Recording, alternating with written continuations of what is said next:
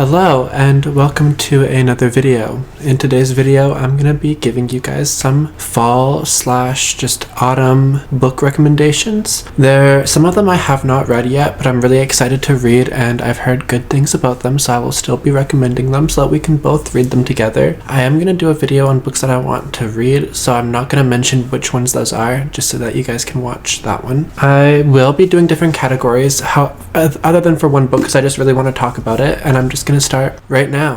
So the first one that I wanted to talk about is Welcome to the Hyunnam-dong Bookshop. It's a translated book from Korean and I really love it so far. I'm reading it right now and it's just such a beautiful story. It's basically following this independent bookshop owner, and it's like a love letter to literature and reading and how it can, like, a good book can affect somebody's life. How even just one small thing like a book recommendation can affect someone's life so meaningfully, and the main character is stressing over that the entire book so far, like thinking like, what if I'm not giving good enough recommendations? And we get to learn about the regulars that go to this shop, and as we get introduced to all of the characters, we learn about their personalities, their reading tastes, the types of books that impact them and how it impacts them, and it's just so beautiful, and it displays wonderfully how reading is so important and how even if you don't love it, you should still try it, because the more that you read, the easier it will get and you will soon fall in love with it. And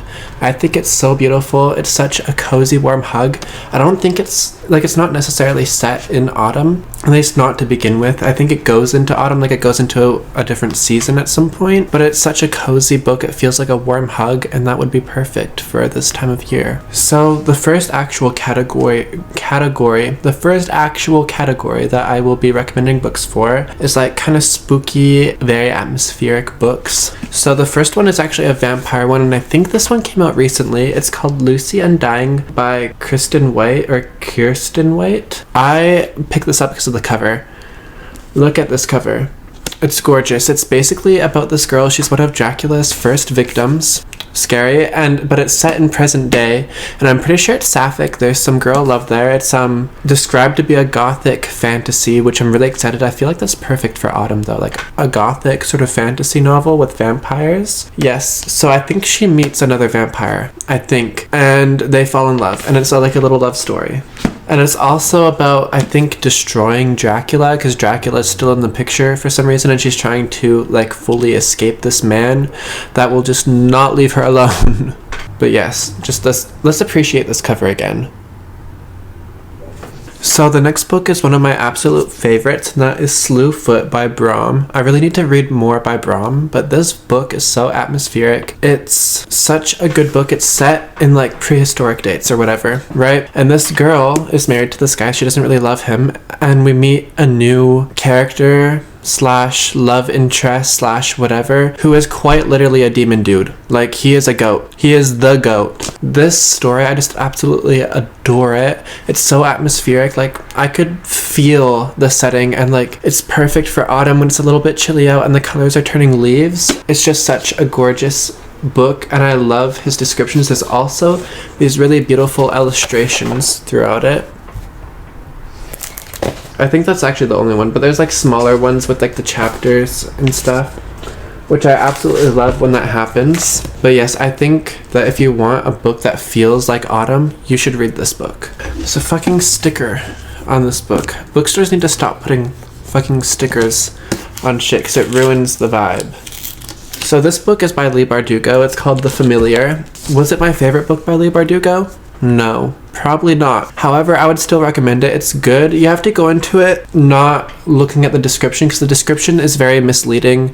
It makes it sound like it's this big magical competition, and it kind of is, but it isn't. It's confusing. If you don't like it when the book just ends and it's a standalone, like it just ends and it feels like there wasn't quite enough of a build-up, then don't read this, because there wasn't. It was still enjoyable, and I liked the vibes. If you just want to read for vibes, this is a good book to be reading if you don't care about anything else. So the next one is like classic dark academia, but more so like a critique of it, and that is Babel by R.F. Kuang. I still need to read this, but I have heard a lot about it. I'm not even sure what it's about, really. I think it's just mocking, or Like, it's a big commentary on racial erasure within, like, the dark academic space. And it's set at Oxford, I think. I have heard that it's very, like, on the nose about what it's trying to say, so if you don't like that, I probably wouldn't read it. And R.F. Kuang is such an intelligent person and an intelligent writer. I think reading anything that she writes is honestly worth it. Oh, my back hurts. Does anyone else that's tall have issues with their back? I have to go to work too in like 30 minutes, so I might just have to come back later tonight and finish this because I do have a little stack of books, but I might be able to get through them. So the next book is called A Deadly Education by Naomi Novik. I really loved this book. I really loved the first book. The other ones weren't as good, but the first one is really, really good. And it's basically about this girl that, like, when you have magic, it kind of attracts a bunch of monsters to you, and it's in an underground school for magic, but it's a deadly school. Like, people are just dying left, right, and center, and nobody cares. Like, if you die, whatever. It's very competitive there. Yeah, I don't remember exactly what happens in this book. It's more of like I remember the vibes and I remember how it made me feel. And I had so much fun with this book. It was such a good time. It is a YA book, so if you are looking for something incredibly dark and graphic, at least I think it's YA. I could be wrong, but if you want something that's more dark and more graphic, this might not be the book for you. So the next one is a bit controversial, and that is Juniper and Thorn by Ava Reed. So this book has a heavy trigger warning list, so before you even go into it, I want you to know that it deals with like parental abuse, sexual abuse, and that's kind of like the horror of it. Like, this is such a horrifying book, and it's less that it's scary, but more so that what happens to this girl is scary and terrifying. It's basically about this young witch who is like being controlled by her dad. Her sisters are there. She doesn't have a really good relationship with her family, it seems like, and one night they start sneaking out and she meets this boy and she starts meeting with him, and that's all I'm gonna say. I do think there is a monster. I know that there's a monster and she needs to fight a monster. Yes, you should read this. The vibes, autumnal, autumn, fall. If that's what you're looking for, and since you're watching this video, I'm assuming it is, then you should probably read this one. So we are on to the next category, and that is just books that will fuck with your head. They're kind of creepy, kind of scary, kind of makes you think, what the fuck is going on right now? And the first book I have to recommend for that is Tender is the Flesh by Agustina Bazterrica. This is a really good translation. I think it was translated from Spanish. Correct me if I'm wrong, that's just my understanding. This book is so incredibly fucked. So basically it's about this world where animals, you can't eat them anymore because they have a disease, an infection. So people are like, oh, what are we gonna eat now? Like, we can't eat meat, so they eat people. It's cannibalism. And it kind of is a good commentary on how people's morals are only for show. Like, these people were so against, they'd be like, cannibalism is so wrong until the government says it's okay.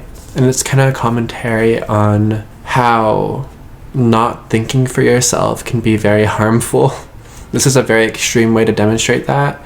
I did think that it would be more about like being vegan or vegetarian, and the author is vegetarian, and I'm kind of glad it wasn't shoved in my face of you should not eat animals, but it is also a good commentary on animal cruelty. And I do like this. If you can't deal with cannibalism, sexual abuse, I would call it sexual abuse just because of the power dynamic that was in this book in one relationship that really made me feel icky. Like, I'm not sure if in good conscience I can actually recommend this book, but I'm recommending it nonetheless because I had to go through it. I want you to go through it too.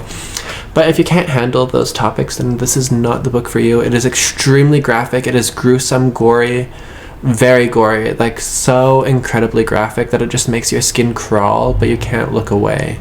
So the next book is a lot less gruesome, and that is Bunny by Mona Awad. It's about so it takes place, like, the setting is at a school, which is already like good for autumn, but basically there's this one girl, she's very much like, I'm not like other girls, I'm so much better, I write stuff that's so deep and meaningful, and she really does not like this group of girls called the bunnies, and the bunnies are really weird. They act like children, they talk in a weird manner, they're all kind of like one person almost, and it's very, very cliquey, very mean girls. And then one day she gets invited into the group, into the clique, and despite having this attitude of I am so much better than everybody else, she desperately wants the attention of these girls, so she joins them, and so many weird things happen. It's gonna fuck with your head. Like, this book felt like a fever dream. Like, as she meets these girls and hangs out with them, she completely loses her sense of self, and it's really interesting, and like, she loses everything because she lost herself in these girls. My hair is still wet. So the next book that I would like to recommend that is very creepy, very like horror-esque, but not horror in a super scary way, but in a weird, uncomfortable way, which I think is something that I really like. I love novels that will make me feel uncomfortable and weird, and that is Wilder Girls by Rory Power. This book I read a long time ago, so I don't remember exactly what happens, but it's really weird. Like, they're kind of stuck on the school campus. People, like, there's this infection and it causes their body to like mutate and stuff, and it may or may not be an experiment. They're trying to figure it out. They're trying to figure out a way to escape because everyone's dying one by one. So yes, I really did love this book. I remember how it made me feel, and it made me feel weird and kind of gross just because of all of the stuff that's going on, but it's still really, really good. And I do recommend this book for autumn. It's a perfect like autumnal read. So this last one, I wasn't sure if I was going to include it on this list or not, because I'm not sure if it's like autumnal, but I do know it's just really weird and will mess with your mind. And that is Kafka on the Shore by Haruki Murakami. I don't know how to explain this book, so I'm not going to try.